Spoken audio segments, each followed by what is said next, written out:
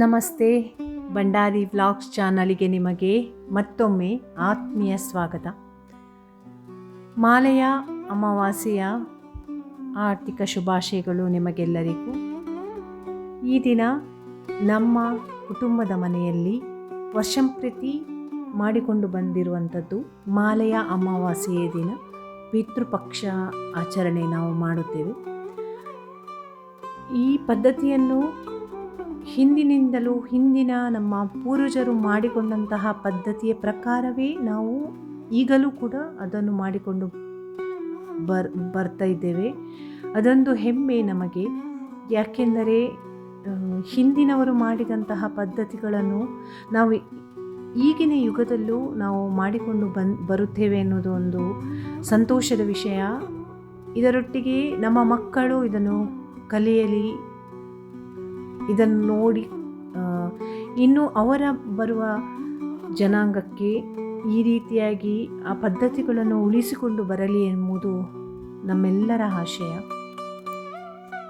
ಮಹಾಲಯ ಅಮಾವಾಸ್ಯೆಯಂದು ನಾವು ಈ ರೀತಿಯಾಗಿ ದೇವರ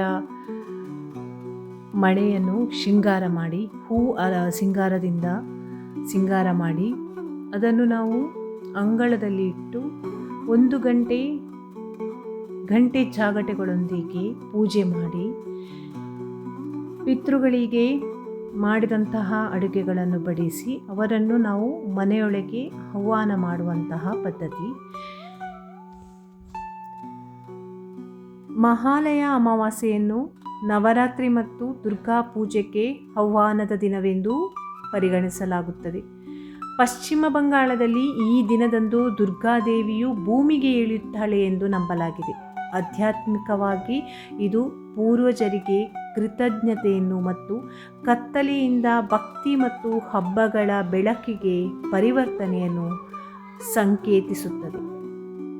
ಮಹಾಲಯ ಅಮಾವಾಸ್ಯೆಯ ಮಹತ್ವವನ್ನು ನೋಡುವುದಾದರೆ, ಮಹಾಲಯ ಅಮಾವಾಸ್ಯೆಯನ್ನು ಪೂರ್ವಜರಿಗೆ ವಿದಾಯ ಹೇಳುವ ದಿನವೆಂದು ಪರಿಗಣಿಸಲಾಗುತ್ತದೆ. ಈ ದಿನದಂದು ಪೂರ್ವಜರ ತರ್ಪಣ ಮತ್ತು ಪಿಂಡದಾನವನ್ನು ಮಾಡಲಾಗುತ್ತದೆ. ಈ ದಿನ ಮಾಡುವ ದಾನ ಮತ್ತು ಒಳ್ಳೆಯ ಕಾರ್ಯಗಳ ಫಲವು ಅನೇಕ ಪಟ್ಟು ಹೆಚ್ಚಾಗುತ್ತದೆ ಎಂದು ನಂಬಲಾಗಿದೆ. ಗಂಗಾ ನದಿಯಲ್ಲಿ ಸ್ನಾನ ಮಾಡಿ ಪೂರ್ವಜರಿಗೆ ಪ್ರಾರ್ಥನೆ ಸಲ್ಲಿಸುವುದರಿಂದ ಪೂರ್ವಜರ ಆಶೀರ್ವಾದ ಸಿಗುತ್ತದೆ ಮತ್ತು ಕುಟುಂಬದಲ್ಲಿ ಸಂತೋಷ ಮತ್ತು ಸಮೃದ್ಧಿ ಕೂಡ ನೆಲೆಸುತ್ತದೆ.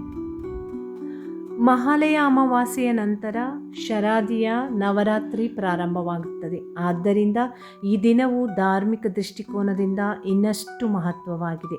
ಈ ದಿನವು ಪೂರ್ವಜರ ಆಶೀರ್ವಾದವನ್ನು ಪಡೆಯುವ ಅವಕಾಶ ಮಾತ್ರವಲ್ಲದೆ ಆತ್ಮವನ್ನು ಶುದ್ಧೀಕರಿಸುವ ಮತ್ತು ಮೋಕ್ಷವನ್ನು ಪಡೆಯುವ ಮಾರ್ಗವಾಗಿದೆ. ಪಿತೃಋಣ ತೀರಿಸುವುದು ಜೀವನದ 5 ಋಣಗಳಲ್ಲಿ ಒಂದಾಗಿದೆ. ಪಿತೃಪಕ್ಷದಲ್ಲಿ ಮರಣಿಸಿದ ಪೂರ್ವಜರ ಆತ್ಮಗಳಿಗೆ ಶಾಂತಿ ದೊರೆಯುವಂತೆ ವಿವಿಧ ಪೂಜೆಗಳು ಮತ್ತು ಶ್ರಾದ್ದಗಳನ್ನು ನಡೆಸಲಾಗುತ್ತದೆ. ಪಂಚಾಂಗದ ಪ್ರಕಾರ ಈ 15 ದಿನಗಳಲ್ಲಿ ಯಾವ ತಿಥಿಯಲ್ಲಿ ಮರಣಿಸಿದ್ದಾರೋ ಅವರಿಗೆ ಅಂದು ಶ್ರಾದ್ದ ಮಾಡಲಾಗುತ್ತದೆ. ಮಹಾಲಯ ಅಮಾವಾಸ್ಯೆಯಂದು ಸರ್ವ ಪಿತೃಗಳಿಗೆ ಶ್ರಾದ್ದ ಮಾಡುವುದು ವಾಡಿಕೆ. ಮಹಾಲಯವನ್ನು ಯಾಕೆ ಆಚರಿಸಬೇಕು ಎಂದು ನೋಡುವುದಾದರೆ, ಆಷಾಢ ಮಾಸದ 15 ದಿನಗಳಿಂದ ಆರಂಭಿಸಿ ಭಾದ್ರಪದ ಕೃಷ್ಣ ಪಕ್ಷಕ್ಕೆ ಹಿಂತಿರುಗುವವರೆಗೆ ನಮ್ಮ ಪಿತೃದೇವತೆಗಳು ಹಲವು ತೊಂದರೆಗಳನ್ನು ಎದುರಿಸುತ್ತಾರೆ.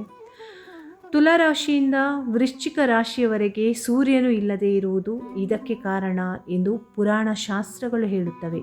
ಆ ಸಮಯದಲ್ಲಿ ಪಿತೃಗಳು ಆಶೀರ್ವಾದವನ್ನು ಬಯಸಿ ಭೂಮಿಯ ಮೇಲಿನ ತಮ್ಮ ಮನೆಗಳಿಗೆ ಸುತ್ತಾಡುತ್ತಾರೆ ಎಂದು ಹೇಳುತ್ತಾರೆ.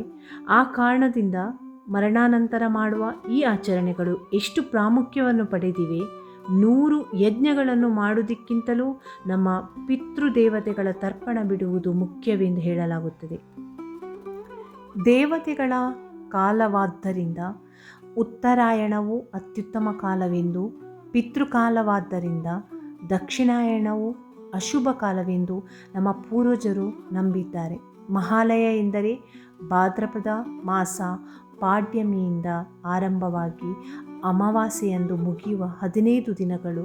ಇದನ್ನು ಪಿತೃಪಕ್ಷ ಮತ್ತು ಮಹಾಲಯ ಎಂದು ಕರೆಯಲಾಗುತ್ತದೆ. ಇದರಲ್ಲಿ ಅತ್ಯಂತ ಪ್ರಮುಖವಾದ ತಿಥಿ ತ್ರಯೋದಶಿ, ಅಂದರೆ ಭಾದ್ರಪದ ಕೃಷ್ಣ ತ್ರಯೋದಶಿ ಮಾಘ ನಕ್ಷತ್ರದೊಂದಿಗೆ ಸೇರಿದಾಗ ಶಾರ್ದದಿಂದ ಕೂಡಿದ ಯಾವುದೇ ವಸ್ತು ಪಿತೃಗಳಿಗೆ ಚಿರತೃಪ್ತಿ ನೀಡುತ್ತದೆ.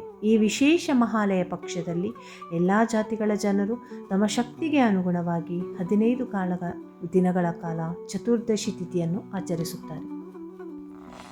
ಶಕ್ತಿ ಇಲ್ಲದವರು ತಮ್ಮ ಹಿರಿಯರ ಮರಣದ ತಿಥಿಯಂದು ತರ್ಪಣ ಶಾರ್ದವನ್ನು ಮಾಡುತ್ತಾರೆ. ಸತ್ತವರ ತಿಥಿ ನೆನಪಿಲ್ಲದೇ ಇದ್ದರೆ ಮಹಾಲಯ ಅಮಾವಾಸ್ಯೆಯನ್ನು ನಿರ್ಧರಿಸಬಹುದು. ಭೂತುದೋಷ ಅಥವಾ ಕಾಲದೋಷದಿಂದ ಚಾತವೃತ ಶೌತಮ ಬಾಧಿತವಾದಾಗಲೂ ಈ ಅಮಾವಾಸ್ಯೆಯು ಸಕಲ ಪಿತೃಕರ್ಮಗಳಿಗೆ ಪ್ರಮಾಣಿತ ದಿನವಾಗಿದೆ ಎಂದು ತಿಳಿಸುತ್ತಾರೆ. ಈ ರೀತಿಯಾಗಿ ನಮ್ಮ ಕುಟುಂಬದ ಮನೆಯಲ್ಲಿ ಕುಟುಂಬದ ಸದಸ್ಯರೆಲ್ಲರೂ ಕೂಡಿ ಮಹಾಲಯ ಅಮಾವಾಸ್ಯೆಯನ್ನು ಅತಿ ಸಂತೋಷದಿಂದ ಭಕ್ತಿಯಿಂದ ಎಲ್ಲರೂ ಸೇರಿ ಮಾಡುವಂತಹ ಹಬ್ಬ. ಮಾಡಿದಂಥ ಅಡಿಗೆಯನ್ನು ಪಿತೃಗಳಿಗೆ ಎಡೆ ಇಡಲು ನಾವು ಸಮುದ್ರದ ಹತ್ತಿರ ಹೋಗಿ ಅಲ್ಲಿ ಕಾಗೆಗಳಿಗೆ ಸಮರ್ಪಣೆ ಮಾಡಿ ಬರ್ತೇವೆ. ಕಾಗೆಗಳು ತಿಂದ ನಂತರ ಮನೆಯಲ್ಲಿ ನಾವು ಅಡಿಗೆಗಳನ್ನು ಸವಿಯುತ್ತೇವೆ.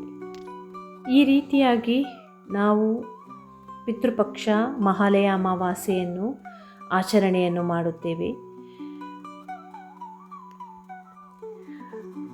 ನಿಮಗೆ ಈ ವಿಡಿಯೋ ಇಷ್ಟವಾದಲ್ಲಿ ಒಂದು ಲೈಕ್, ಶೇರ್, ಸಬ್ಸ್ಕ್ರೈಬ್ ಮಾಡಿ.